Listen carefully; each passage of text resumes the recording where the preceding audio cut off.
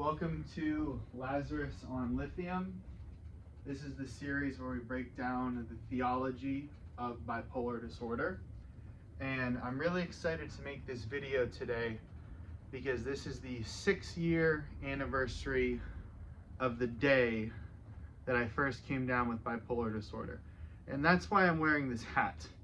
You see, this hat I bought in the middle of my first manic episode, and without getting into all the nitty-gritty details about what happened there, I just want to say it is a miracle that I still have this hat, that this hat managed to find its way back to a stable home and my stable life.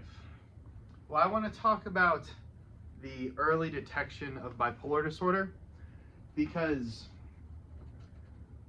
if you don't know someone's bipolar and then they have a very intense manic episode where they completely raise their life to the ground, this seems in the eyes of the people in their lives to be incredibly insane. It seems to them that they are burning their lives, burning their money, burning their relationships intentionally, and choosing to abandon everything that they hold dear. And this is very highly destructive when you look from the outside perspective of the observers of a manic episode, and it's also deeply destructive to the bipolar individual themselves in the aftermath of this episode, finding their life in ruins and the most important people in their lives completely unwilling to deal with them. So if you look beyond the first manic episode into the precursors or the early signs, I think this is really important, because not only can the disease be mitigated against through proper medication, but it also does some work to separate the perceived blow to the people who are receiving that blow, wherein it doesn't become a matter of explicit responsibility, where you as the bipolar individual are not choosing to do these destructive things with a full intent of mind. So my first manic episode was right around the new year of 2021, and I completely burned my life to the ground. And it seemed like the people in my life took this personally, that I had of my own volition decided to just cast them to the wind and tear to shreds everything we had built together over the course of my life since I went to college, for example. But if you really take the narrative back, we'll find that a lot of the signs that were present that would have been the precursors to this highly destructive episode were evident months and months before. So I'm going to tell you the story of when I first got started in this bipolar business. And it all takes place on March 1st of 2020. But before you go there, you have to go to the couple days before. At the time, I was a legal intern at my state's capital, and I had a very intense job, and I was getting up at 5:30 in the morning to study for the LSAT because I was pre-law at the time, and I had this very intense, down to the second schedule for my life. And then on Friday, February 28th, I had gotten up at 5:30 in the morning, done the studies, done a full day's work, and then went to visit a friend at another college campus. And that night I only slept 2 hours. So bed at 6:30, wake up at 8:30, carrying on, having the best day of my life, not understanding why I felt better, why my jokes were smarter, why I was able to approach serious topics with much more levity, why the social situation I was embroiled in felt more meaningful than anything I'd ever been involved with in my entire life. So then that night, I ended up sleeping 4 hours, let's say from 5 a.m. to 9 a.m. And then I got up, and then I went home, and I'm completely euphorically blissful. Now, this is what really sold it for me, is that I was a frat guy. I had long weekends, late into the night, little sleep. And what happens is on Sunday night, you crash. You sober up, you recover, you crash, and then you move forward into the week having recovered the chronic sleep deficit that you incurred when you were living the prodigal lifestyle. So I got home on March 1st, and when I went to bed, let's call it 11 p.m., I lied awake, tossing and turning, but really more like writhing with this intense, cacophonous, loud mind that I now had, so much so that I didn't sleep a wink, and then I got up at 5:30 and just carried on with the week. That was the day it all started. And I came to realize all this on that Friday, because throughout that week, I had a couple 3 or 4 hour nights, one full night of sleep, and another night with absolutely no sleep at all. And I remember I was at my desk on Friday. There was a secretary I worked with who I was very close to, and I got out a piece of paper and I wrote down the hours of sleep I had each night, and realized that over a 5-day span, I had lost 18 hours of sleep. And I realized this. I was conscious enough to realize this. What I wasn't conscious enough to realize is that throughout the course of the week, I'd been taking dramatic steps in an accelerated mind to do things that would ultimately come to realize were bad ideas. But I couldn't see that at the time. All I could see was that in this instance, I had lost all of this sleep. And I remember I took a walk. The Pennsylvania State Capitol building might be the most beautiful building in the entire world, at least the United States. And I took a walk that I'd taken many times before, and I felt uniquely at peace, uniquely one. And I couldn't describe it. So that Friday, I think I was up till 2 or 3 in the morning, and then I finally slept in. But there was just a chink in my mental armor that led me to, in an accelerated fashion, live the next 4 months of my life with super late nights, super high volume landscaping, radically pursuing these ill-founded professional plans within my discipline with complete conviction, and even getting into more serious arguments with people in my life about these plans before I ultimately found myself depressed in the middle of June of that summer. So that was March to the middle of June was one continuous period of acceleration. But it wasn't noticeable.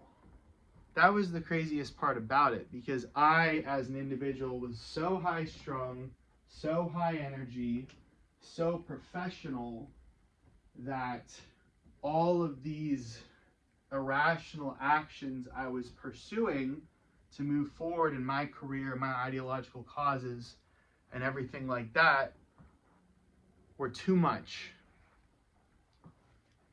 They weren't rational, but to the rest of the world, it appeared that I was just a more exaggerated form of myself. So when I eventually got depressed, I was treated for it. That's a whole nother story.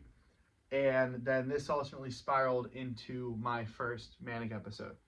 Well, the point I'm trying to make there is that I think that the early detection of these fluctuations, when they're smaller, with smaller oscillations, is vital.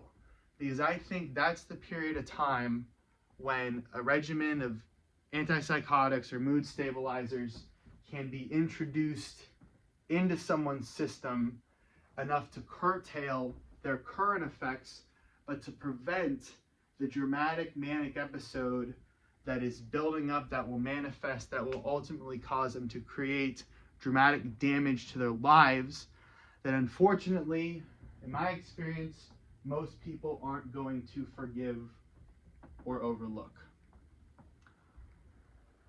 So 6 years ago, on this very day, this process started for me.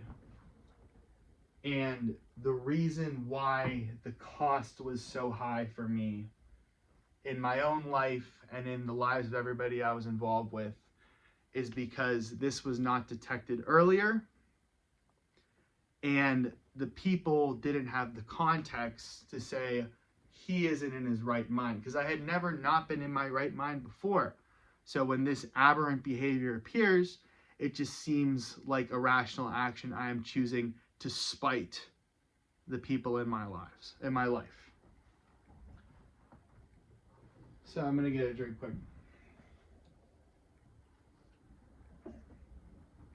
So that's my medical diagnostic message that I want to make to you today on the 6-year anniversary. But I do want to get into some theology here. So we're going to be starting in Romans 12, which is a passage you might have heard before. In verse 2, do not conform to the pattern of this world, but be transformed by the renewing of your mind.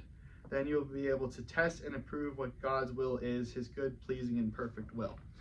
And I think this verse means a lot in this context, because as a bipolar person, we haven't conformed to the pattern of this world. Because the pattern of this world is not this dramatic self-destructive behavior. It's not normal, it's not regular, it should not be supported or advocated for. Yet we have done it, and we have been transformed by a renewing of our minds. And this happens on a molecular level, a neuroscientific level. The brain you have after the onset of bipolar disorder is not the brain you've had before it. But as we can see,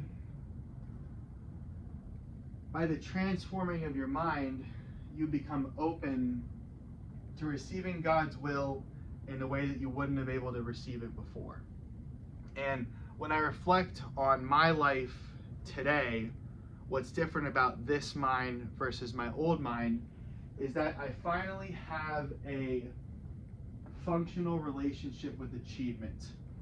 Before my bipolar disorder, I was so radically committed to achievement, professionally, intellectually, educationally, socially. It was a number one drive, and it was deeply fulfilling in its own regard. However, there was a other side of the coin, because that same drive and that same intensity led me to make reckless decisions, particularly with alcohol, that fit the same bill, because the question you're asking your nervous system is, how can I get the most out of life? How can I pursue the most extreme way forward that gets you the most results, that's the greatest roller coaster ride as you're on your way to a better tomorrow? And of course, mania hijacks these same neural pathways and these same emotional convictions and catapults you forward so much that you go on a ride to a quote-unquote better tomorrow that is so extreme and so self-destructive that it's even sometimes hard to survive.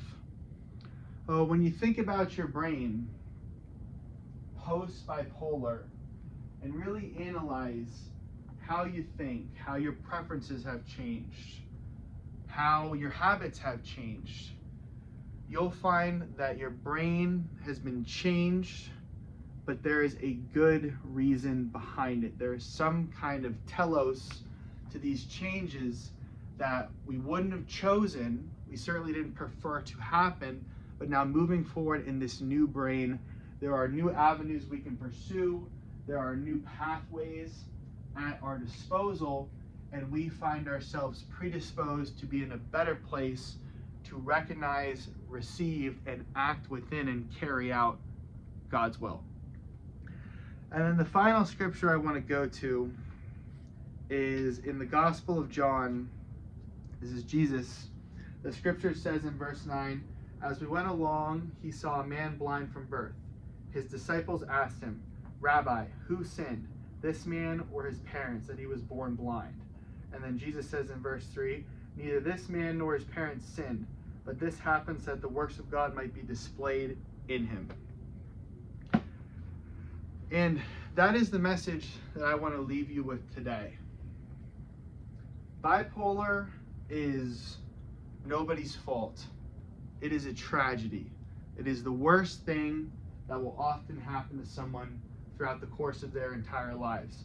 To have everything that they valued evaporate before them, but even more so be destroyed by their own hands. And this is a tragedy. This is upsetting. You leave the people behind, the money behind, the career trajectory, the relationship with family, all fall by the wayside as the excesses of this disorder make themselves known. But the message I want to leave you with is that this is not your fault and that God's work will be displayed. There is a great work in this life that you are being prepared for, that everybody who's bipolar is being prepared for. We don't know what it is. Maybe we will come to know in the due course of time. But right now, you are not a victim. You are not incapable. You were not robbed of your destiny forever because you came down with a mental health condition that you had in your late teens or early 20s. God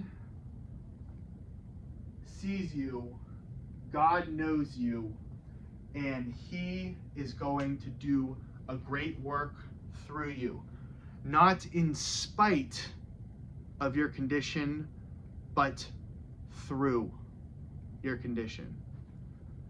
Thank you, and God bless.